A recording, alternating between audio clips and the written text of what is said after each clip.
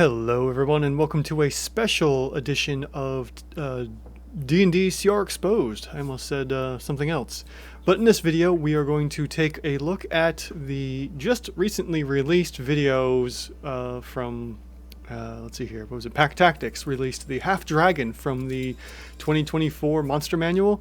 Now, I didn't get invited to look at the Monster Manual because I don't have a lot of subscribers. No big deal. You know, whatever. I'm just going to borrow this content from the internet and review this myself. And who knows? We'll see what happens from there. Hopefully I don't get any cease and desist letters.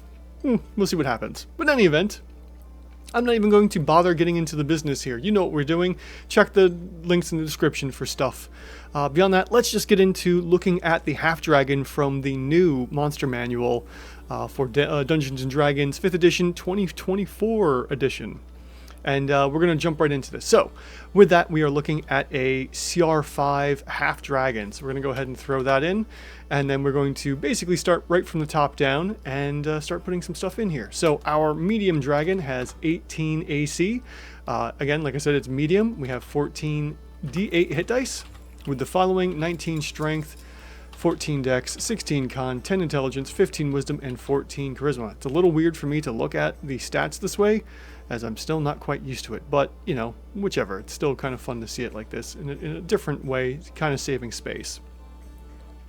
Alright, from there, we only have resistances to the damage type from the Draconic Origin trait. I was stumbling on my words there for some reason, and we'll see that in just a second here. But beyond that, there's nothing else we need to worry about for this part of the video here. Next, we have the trait of Draconic Origin, and this basically says that our Half-Dragon has damage and resistances to one specific choice based on the DM's choice of Acid, Cold, Fire, Lightning, or Poison. And this affects certain spots of the monster.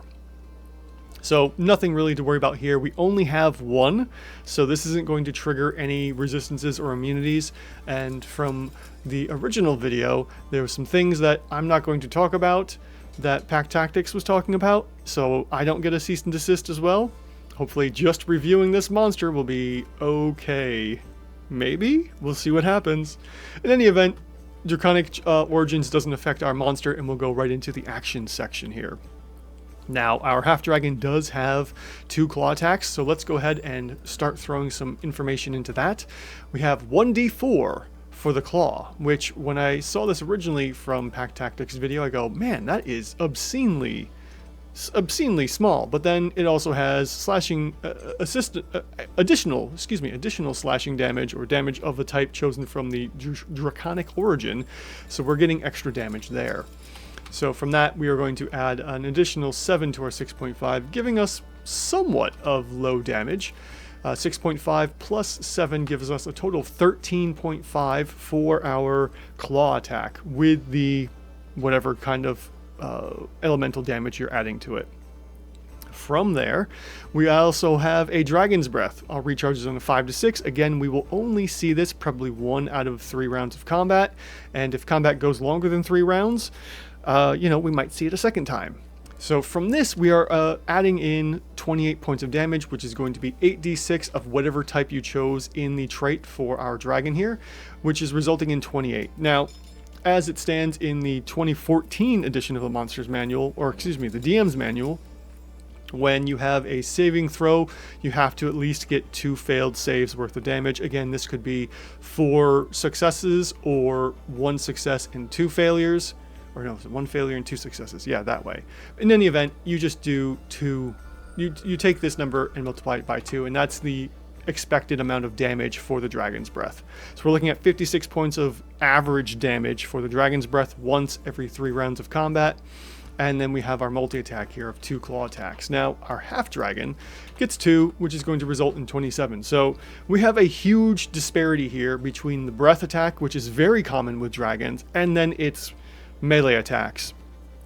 I mean, it makes sense that the breath attack is going to be dangerous and kind of feared, but once that's out of the way, dragons become not that big of a deal when it comes to damage.